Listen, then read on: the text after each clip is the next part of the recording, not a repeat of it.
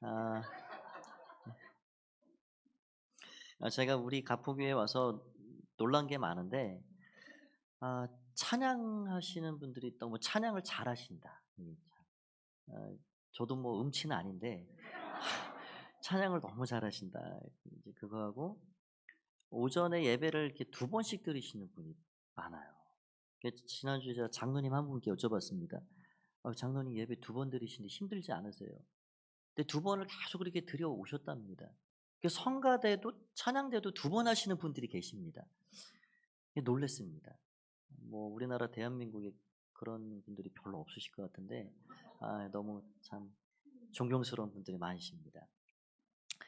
이른 아침부터 참 어떤 분은 주방에서 참 음식을 짓고 성도들 먹이시느라 수고하셨고, 주차로, 안내로, 또 각 교회학교 교사로, 재정으로, 뭐 말로 다 할 수 없을 만큼 하나님 앞에 이 시간까지 다 수고하고 헌신하신 것 다 하나님께서 하나도 땅에 떨어짐 없이 다 받으신 줄 믿습니다.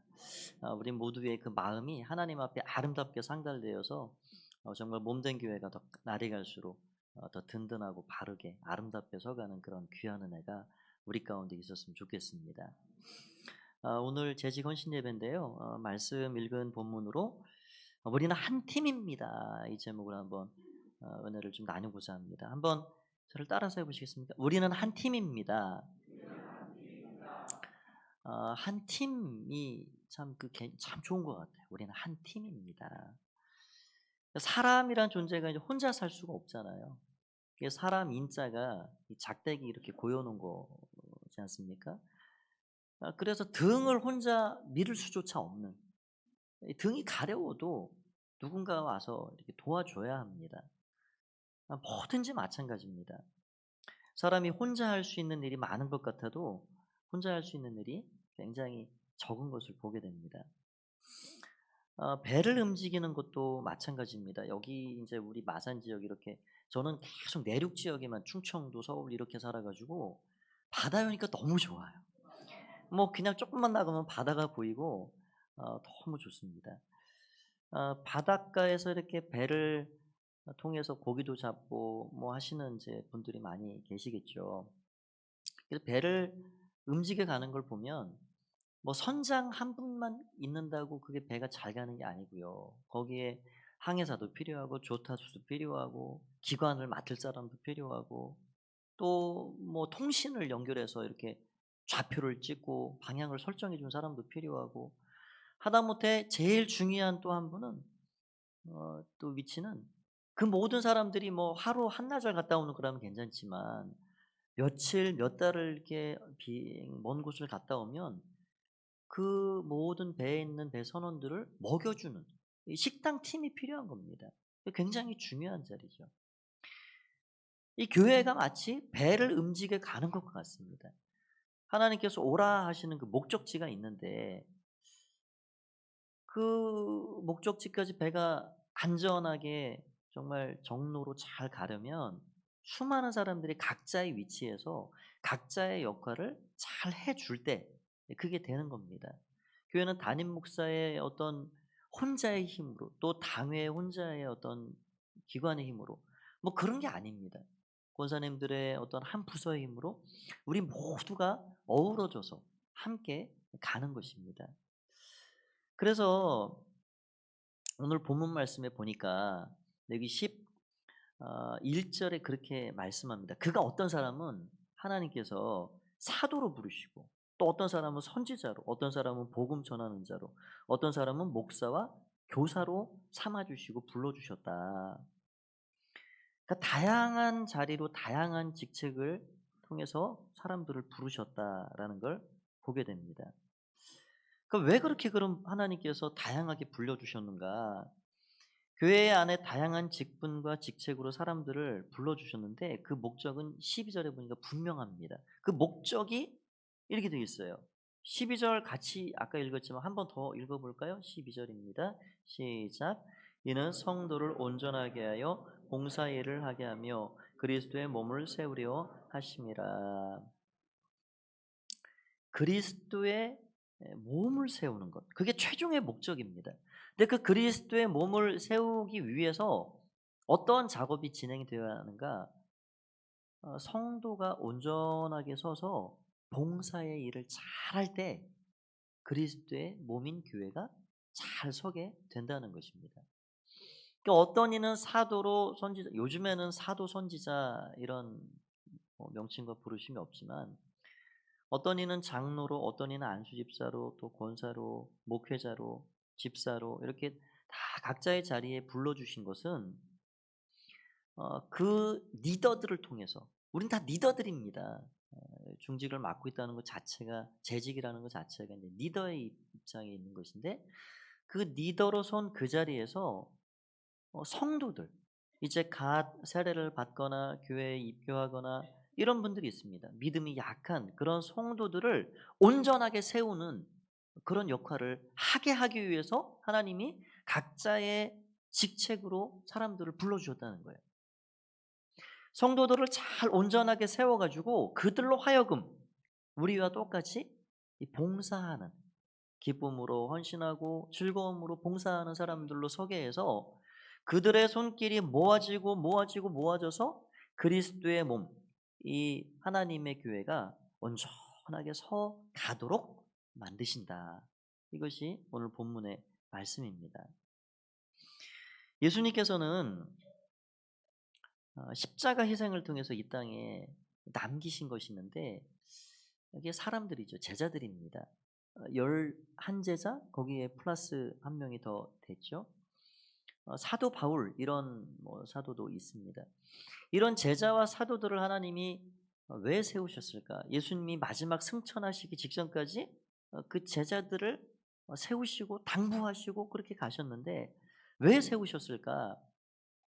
그 목적은 분명하죠. 교회를 세우기 위함이었습니다. 교회라는 게 우리가 알듯이 에클레시아라는 히브리 헬라어로 되어 있는데, 그 원래의 뜻은 뭐냐면 이 불러냄을 받은 사람들의 모임입니다. 각자의 삶의 자리에서, 또 각자의 집에서 그렇게 어떤 목적을 따라서 종교적인 만남을 위해서 모인 그리스도인들의 모임, 이게 교회입니다. 그래서 하나님께서 이 교회를 세우고 교회를 이렇게 든든하게 서가는 것을 하나님 정말 원하시고 바라신다는 걸 우리는 알게 됩니다. 그래서 예수님께서도 베드로에게 내가 이 반석 위에 내 교회를 세우리니 음부의 권세가 이기지 못하리라. 예수님이 그토록 목숨을 맞바꾸시면서까지 세운 교회, 왜 이 교회를 하나님께서 그렇게 세우기를 원하셨는가? 사도들이 목숨을 걸고, 사도 바울이 목숨을 걸고 세계 곳곳을 여행하면서 예수 그리스도의 그 보혈에 피 묻은 교회를 세우기를 원하셨는가? 교회가 희망이기 때문에 그렇습니다. 교회가 이 타락 일로로 걸어가고 있는 마치 파선한 배와 같은 이 세상을 구하고 건져낼 수 있는 유일한 희망이기 때문에 그렇습니다. 여러분, 우리는 그거를 늘 기억해야 해요. 그래서 교회가 소중한 겁니다. 여러분, 교회의 이미지가 갈수록 많이 실추되고 있죠. 그것이 어느 누구의 책임만이다라고 말하기는 어렵습니다. 우리 공공의 책임이죠. 대형 교회 중심으로 그런 일들이 이제 나오고, 그로 인해서 이미지가 떨어지고, 이런 일들이 자꾸 목회자의 문제가 생기고, 그럼에도 불구하고 하나님은 교회를 포기하지 않으십니다. 하나님께서 교회를 통해서 교회를 붙잡고 세상을 새롭게 만들어 가시기 때문에 그러합니다. 여러분, 한번 생각을 해 보십시오. 이 세상에 어디가 희망일까? 어떤 정부가 만든 기관이 희망일까? NGO 단체가 희망일까? 나라가 희망일까? 우리 돌아보면 국민들을 위해서 막 하는 것처럼 이렇게 노력하고 애쓰고 하지만, 물론 그들이 우리에게 앞날을 잘 열어주는 길잡이 역할을 해줍니다. 정책을 세우고 일을 하죠. 그런데 그 기관들, 나라와 정부 이런 거 당신들이 우리의 희망입니다라고 말하기는 좀 역부족입니다. 이 세상을 한번 통틀어서 한번 생각을 해 보실까요? 이 세상에 200여 나라가 있는데 어느 나라가 희망일까? 우리와 가까운 중국이 희망일까? 막 지금 체력을 길러가면서 이제 막 전 세계를 그냥 주도권에 넣으려고 막 혈안이 돼서 갑니다. 중국이 희망입니까? 그들이 하는 대로 그냥 다 내버려 두면 이 세계에 뭐 밝은 세상이 만들어지고 희망이 보일까요? 아니면 반대로 미국이 희망일까요? 미국이 주도하는 어떤 이 세상이 되어 가지고 그렇게 가면 정말 진정한 평안이 있고 평화가 안착되고 모든 나라들이 막 박수를 치고 그런 세상이 될까요? 저는 그렇게 생각하지 않습니다. 그 어떤 나라도, 힘 있는 어떤 나라도, 권력의 기관도 이 세상에 희망을 우리는 보지 않아요. 심지어 유엔이 이 세계의 희망일까? 여러분, 유엔은 그냥 권고하는 단체입니다. 이렇게 하시오, 저렇게 하시오, 환경을 위해서 이렇게 좀 합시다. 안 하면 그만입니다. 뭐 그렇게 힘 있는 기관도 아닙니다. 그러니까 이 세상을 우리가 통틀어 볼 때 이 세상을 끌고 갈 수 있는 정말 소망이 뭐냐, 희망이 뭐냐. 우리가 이걸 생각해 볼 때 그래도 복음을 가지고 복음이 있기 때문에 여러분 어느 기관에 어느 나라에 이 복음이라는 게 있습니다. 유일하게 가지고 있는 곳이 복음입니다. 하나님 그것을 교회에 의탁을 하신 거예요. 한 사람의 인생을 새롭게 할 수 있는 것도 교회이고요. 한 가정을 새롭게 할 수 있는 것도 교회이고요. 한 단체와 공동체와 나라까지 새롭게 할 수 있는 게 교회입니다. 아무리 잘 살아봐야 우상을 섬기는 나라는 행복하지 않습니다. 복음이 있기 때문에 거기에 진정한 복이 있는 거죠. 그래서 하나님께서 이 교회를 놓지 못하시는 거예요. 여러분 우리의 자녀들이 조금 모자란다고 자꾸 바깥에 나가서 손가락질 받고 핀잔 듣는다고 그거 포기할 수 있나요? 그게 안 되죠. 내가 낳은 자식을 모자라고 부족하다고 놀림받는다고 세상에 손가락질 받는다고 발로 걷어찰 수 없습니다. 하나님 마음이 그런 거예요. 이 땅에 세워진 교회들이 수많습니다. 많죠. 어떤 교회는 칭송받을 만한 교회도 있고 어떤 교회는 여전히 갈등하고 그냥 에너지를 다 내부에서 소진할 만큼 싸우고 갈라지고 많이 있습니다. 그럼에도 불구하고 하나님께서 핏값으로 사신 예수 그리스도 독생자의 값으로 생명과 맞바꿔 사신 그 몸된 교회를 하나님 놓을 수가 없다는 거예요. 그래서 교회가 소중한 겁니다. 하나님께서 교회를 통해서 그래서 어찌하든지 하나님은 교회를 다시금 만지시길 원하고 상처를 치료해 주시길 원하고 다시금 세워주시길 원하고 그 교회를 통해서 하나님께서 새로운 역사와 새로운 일들을 이어나가기를 간절히 원하신다는 거예요. 그게 하나님의 마음입니다. 우리가 그 교회를 소중히 생각하고 여기는 그 하나님의 마음을 알게 되면 우리 교회가 얼마나 소중한가. 내가 교회의 일원으로 부름받아서 교회를 섬겨간다는 게 얼마나 복된 일인가 하는 것을 알게 됩니다. 그래서 교회만이 희망입니다. 이거는 이유 영어를 막론하고 교회만이 희망입니다. 여러분 세상 사람들이 아무리 교회는 쓸데이 없다, 너희들은 뭐 하는 거냐 말해도 교회만이 희망입니다.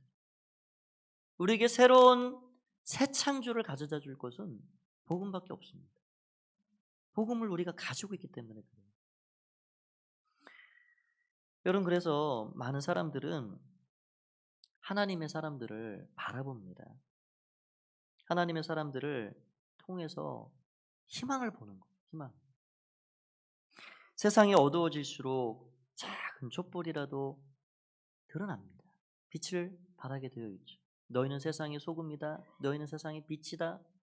우리가 그 빛을 잃어가서는 안 되겠죠.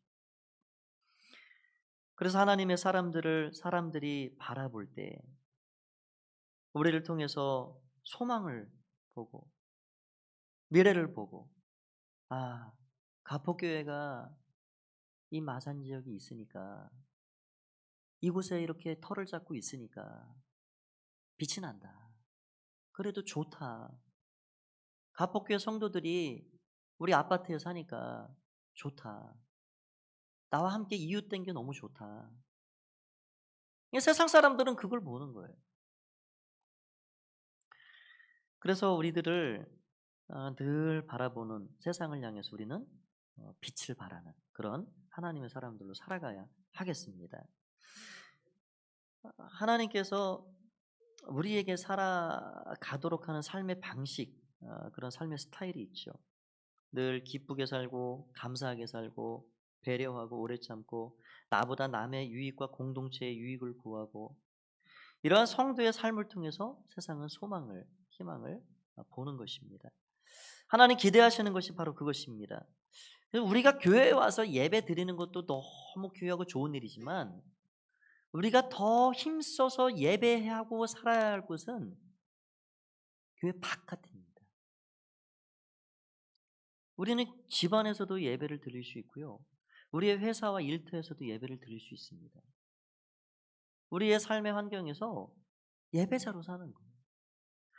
교회 와서 주일 9시, 11시, 오후 2시 반 정해진 시간에 하나님 앞에 나와 찬양하고 공동체가 함께 예배하는 건 너무나도 소중한 시간입니다. 이 공동체 예배를 통해서 하나님께서는 나 혼자 예배 드릴 때 얻을 수 없는 공동체에 하나님 주실 만한 은혜들, 공동체에만 주실 수 있는 그런 귀한 것들을 우리에게 주십니다. 그걸 우리가 충전해 가는 거죠. 충전해 가서 우리는 세상에 나가서 삶의 예배자로 우리는 다시금 살아가는 겁니다. 그래서 오늘 우리가 재직 헌신 예배를 드리지만 어떤 목사님이 그런 얘기를 하더라고요. 교회에서는 헌신하지 말고 가정에서 헌신하십시오. 직장에서 헌신하십시오.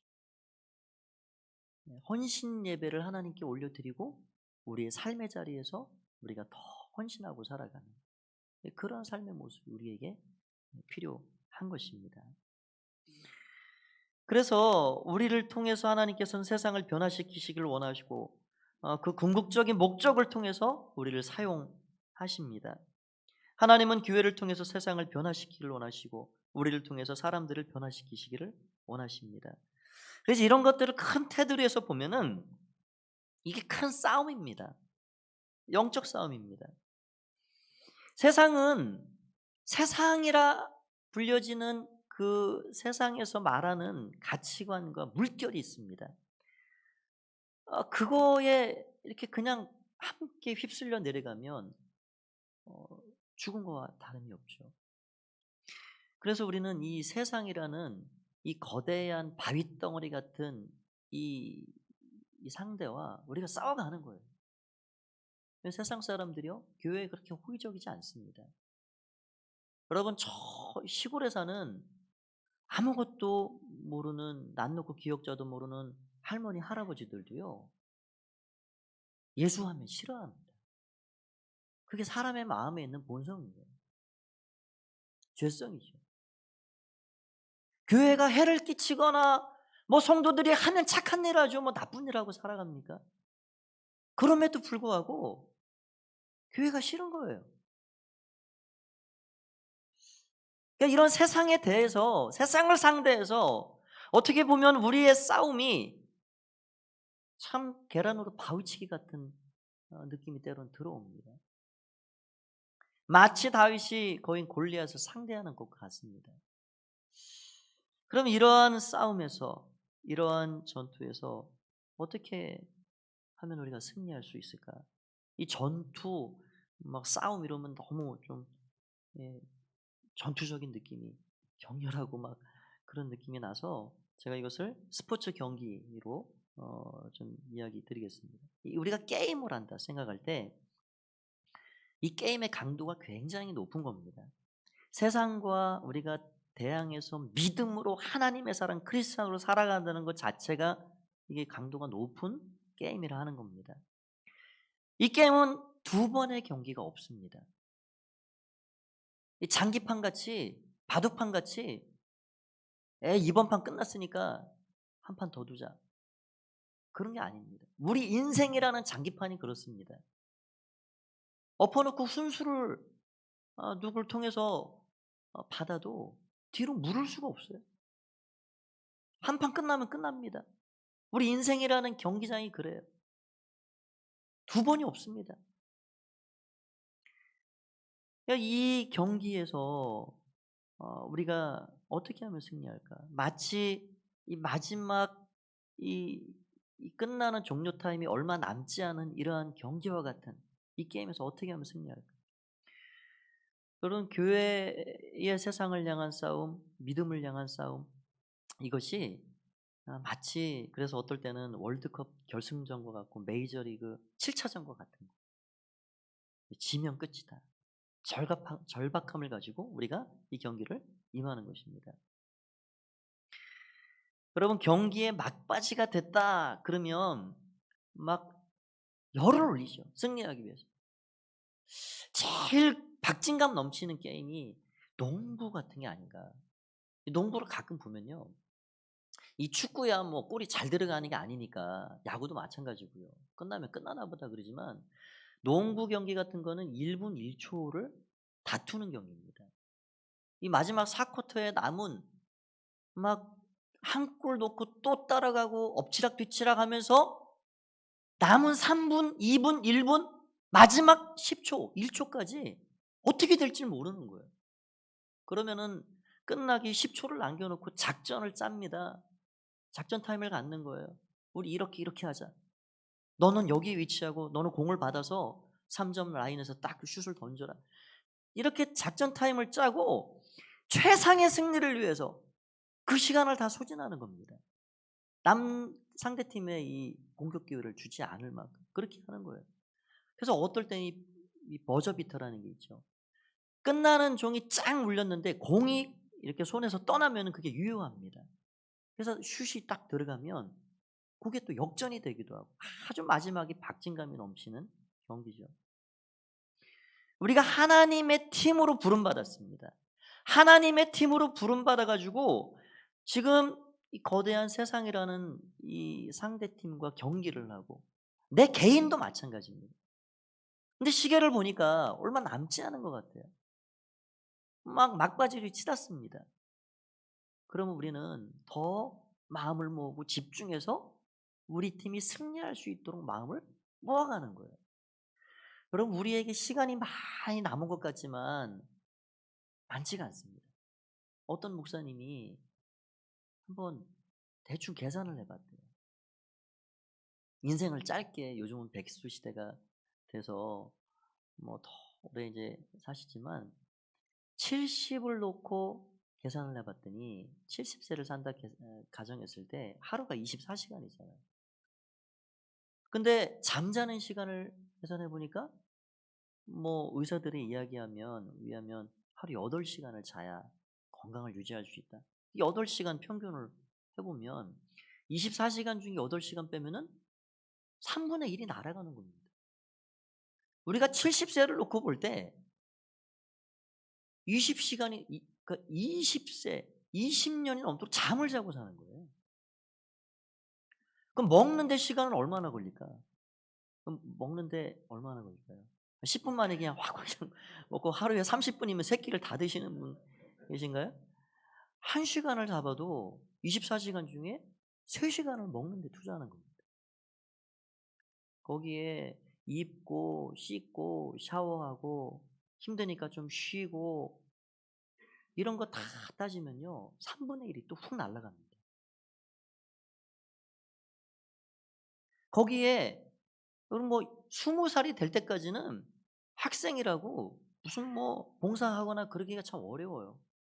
그러니까 앞에 20년은 공부하고 준비한다고 그냥 앞에 아무것도 못하고 그냥 날아갑니다. 뒤에 60, 65세가 넘어가면은 또 뭐 마음은 원이로 돼. 이게 또 잘 안 됩니다.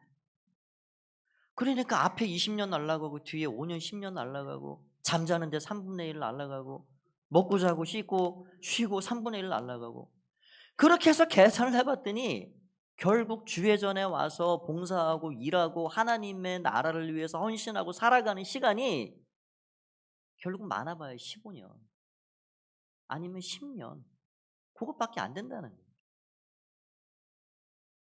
시간이 우리에게 그렇게 많이 주어져 있지 않다는 거예요.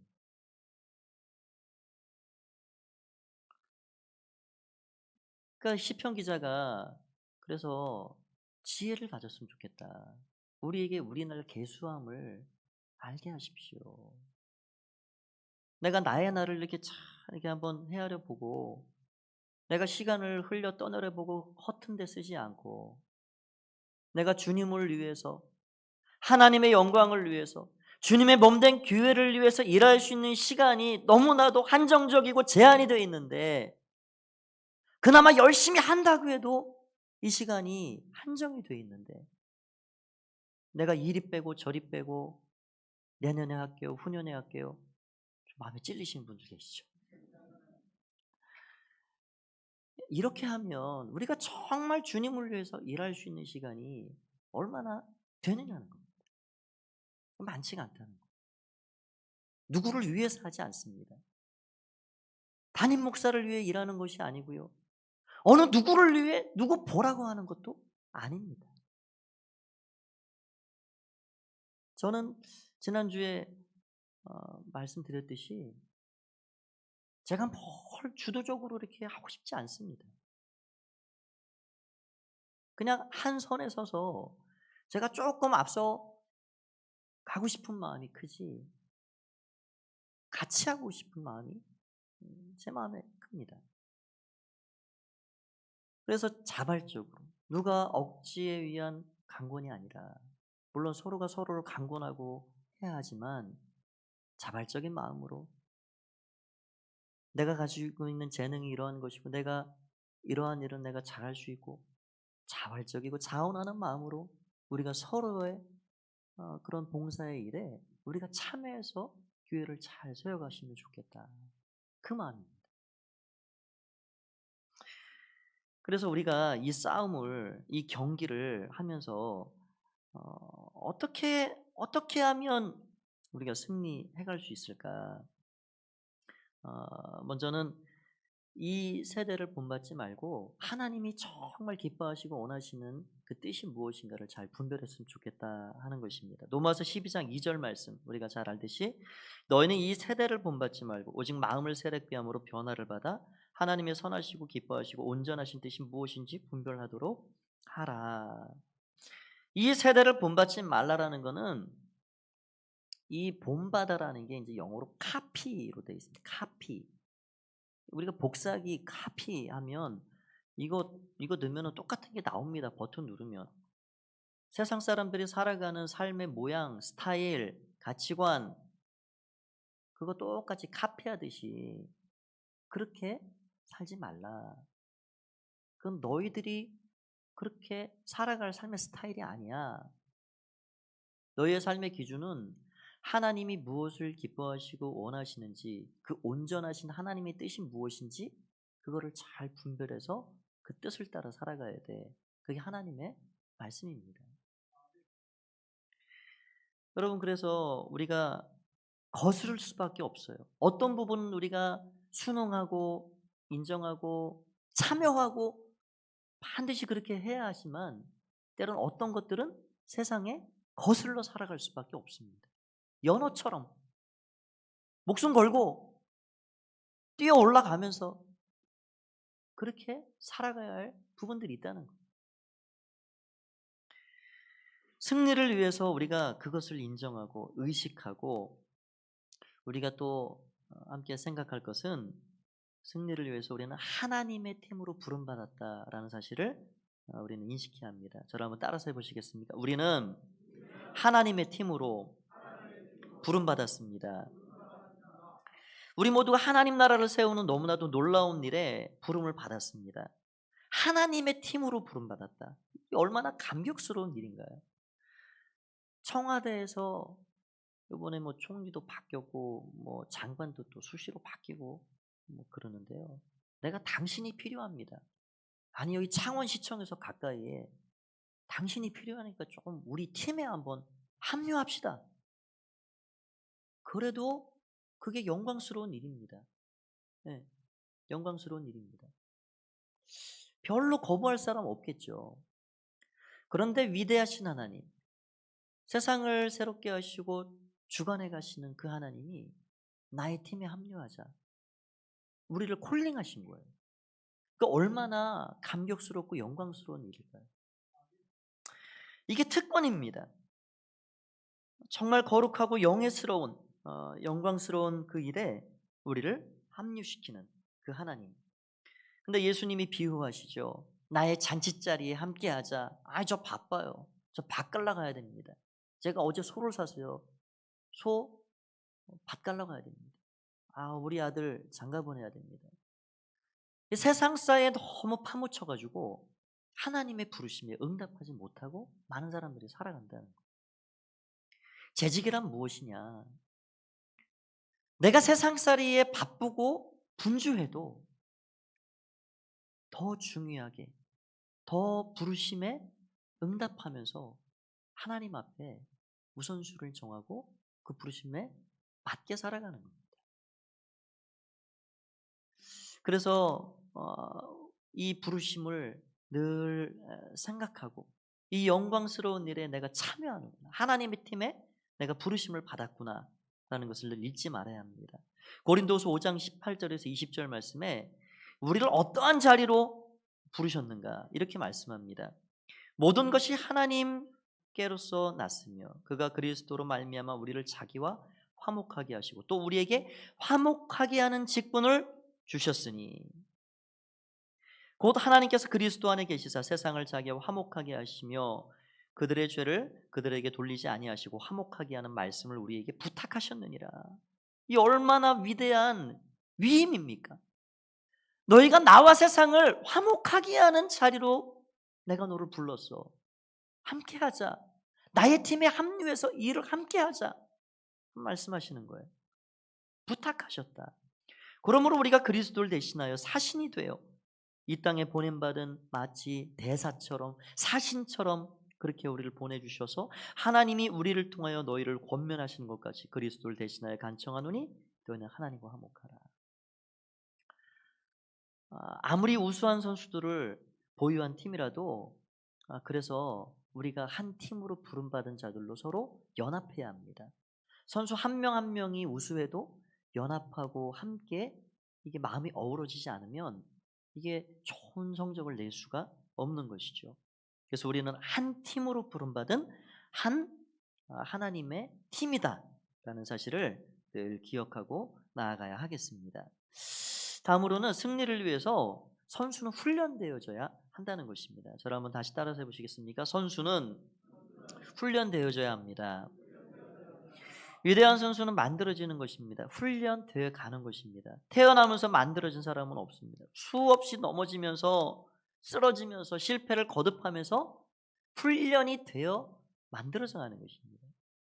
다윗이 물맷돌로 골리앗 이마박을 명중을 시켰는데 그 물매가 그냥 그날 나온 게 아니잖아요. 얼마나 많이 던졌을까요? 양떼 지키려고 얼마나 많이 던졌을까요? 피나는 훈련과 연습을 하지 않았을까요?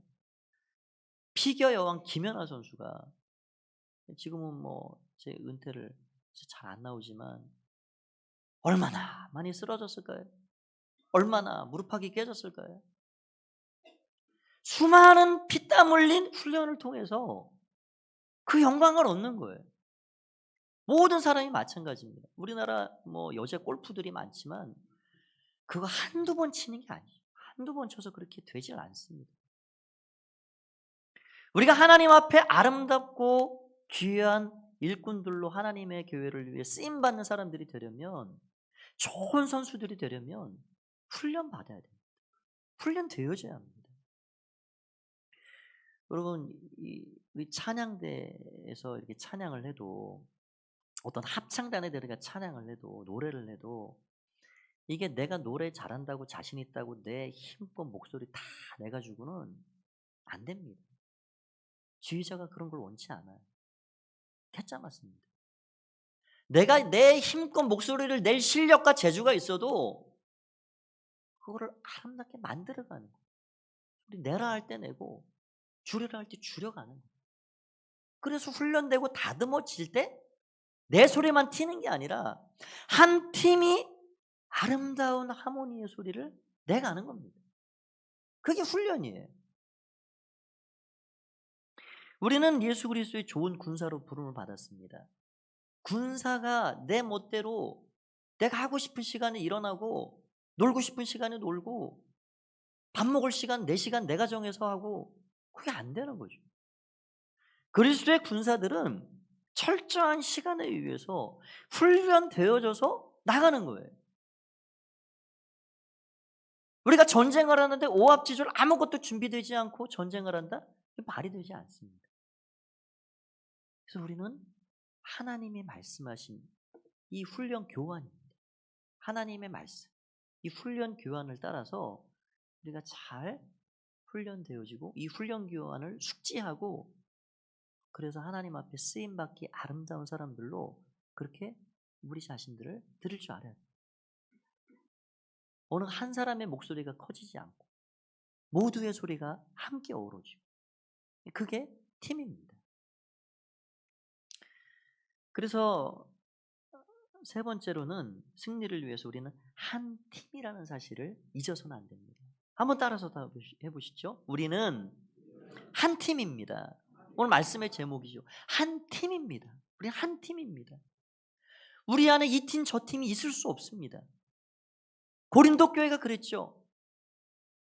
진정한 사도가 베드로지 바울? 바울이 무슨 사도야. 그가 환상을 봤는지 소리를 무슨 소리를 들었는지 우리가 그걸 어떻게 알아? 그런 사람들이 생기는 거예요. 아니 그래도 여보 우리 교회를 누가 세웠어? 베드로가 세웠어? 바울이 세웠지? 바울이 진정한 사도지. 그래도 전에 있었던 아볼로 교역자가 최고지요. 고린도 교회 안에 베울파, 게바파, 바울파, 아볼로파 이런저런 사람들이 무슨 소용이 있어요. 그래도 예수님이 최고지. 그리스도파, 방언파, 은사파 여러 가지 크지도 않은 그 교회에 이런저런 그룹들이 만들어진 겁니다. 교회가 될 수가 없습니다. 교회는 한 팀으로 가야 합니다. 한 팀이어야 돼요. 여기에서 우리가 서로를 향해서 상대편을 만들고 거기에 에너지를 쏟고 소진하고 우리가 그러면 세상을 향해 바깥을 향해서 쏟을 에너지가 남아있는 게 무엇이 있을까요?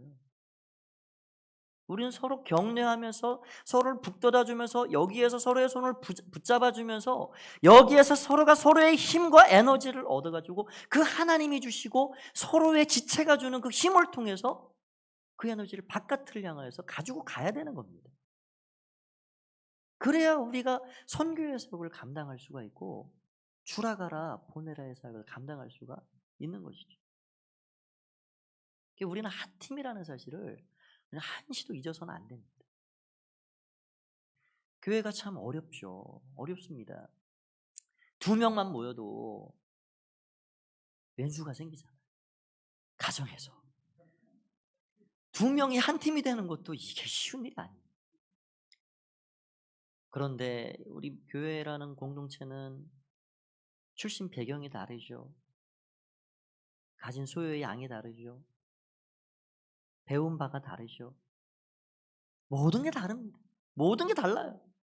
이 수많은 다양한 사람들이 어우러진 이 공동체가 한 팀이 된다는 거 결코 쉬운 일이 아닙니다. 그러니까 우리는 어떻게 할 때 한 팀이 될 수 있는가 아주 중요한 겁니다. 우리 각자가 십자가 앞에 나아갈 때 가능합니다. 십자가 앞에 나가지 않으면 하나됨이란 있을 수 없습니다. 우리 각자가 학생도, 노인도, 장년도, 집사님도, 장로님도, 목회자도 십자가 앞에 각자가 나아갈 때 둘로 나눠진 벽을 허물어 주시고 하나 되게 하신 그 주님의 은혜를 통해서 그 십자가의 은혜와 사랑 안에서 하나 될 수가 있는 거예요. 다른 어떤 것으로는 하나 될 수 없습니다. 불가능해요. 그래서 성령이 하나 되게 하신 것을 힘써 지키라. 성령님은 코치가 되십니다. 우리 팀의 코치가 되세요. 코치 말을 잘 들어야 이 팀이 잘 굴러가지 않을까요? 여러분, 시간이 지금 10초밖에 안 남았는데 작전 타임 불렀습니다. 감독이 코치가 이야기합니다. 너는 거기서 너가 슛 넣는 거 아니야? 너 분명히 알아. 너 슛 넣는 거 아니야? 쟤한테 줘야 돼. 그런데 지가 욕심 부려가지고 내가 잡아가지고 슛 던져버리면 그게 되겠습니까? 안 되는 거예요. 성령님이 말씀하시는, 감독하시고 코치하시고 우리에게 말씀하실 때 우리 각자가 그 역할을 내가 할 수 있는 나의 선에서 감당해 가는 겁니다. 목회자는 목회자의 자리에서 하고요, 재직은 재직의 자리에서 각자의 역할을 감당하는 겁니다. 그래서 우리가 성령 충만해요. 왜냐하면 성령님이 뭐라 말씀하시는가 우리가 들으려면 우리 마음에 성령님을 늘 모셔야 되고요, 그 성령님을 늘 주의를 기울여야 합니다. 성령 충만할 때 그 일이 가능해지는 것입니다. 말씀을 맺고자 합니다. 이 싸움은 주님이 함께 하시는 싸움입니다. 이 경기는 이미 결과가 어찌 보면 정해져 있는 게임입니다. 정해져 있어요. 우리가 그 정해진 승리의 싸움에 동참하는 겁니다. 세상이 바윗돌 같고 교회는 자꾸 힘을 잃어가고 추락하는 것 같이 보이지만, 그러나 하나님은 교회를 놓지 않으시고 교회를 세워가십니다. 우리가 이 싸움에 동참하여서 하나님의 한 팀에 참여하여서 한 사람의 멤버로서 우리가 나의 역할을 잘 감당해 나갈 때 하나님은 우리에게 넉넉한 승리를 순간순간 주실 것입니다. 그리고 그 승리를 우리로 하여금 맛보게 하시고 그 승리자에게 주시는 그 영광, 찬란한 영광, 면류관, 그 경기에 참여한 모든 사람의 몫입니다. 승리케 하시고 그 영광은 우리에게 주시는 거예요. 한 팀이 받을 수 있는, 어디서도 받을 수 없는, 누릴 수 없는 영광입니다. 그래서 우리가 성령 충만을 받고 늘 하나님의 몸된 교회를 위해서 최선을 다해 교회를 세워가는 모든 재직들이 다 되셨으면 좋겠습니다. 이 시간에 한번 우리